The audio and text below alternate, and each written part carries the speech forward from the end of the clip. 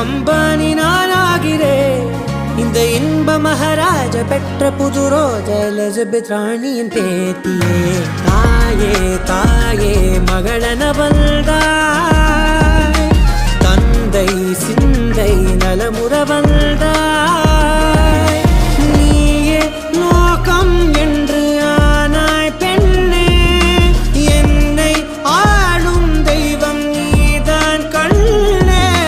பெற்றது நானா இல்லை உன் மகனே நானம்மா. தாயே தாயே மகளன வந்தாய்,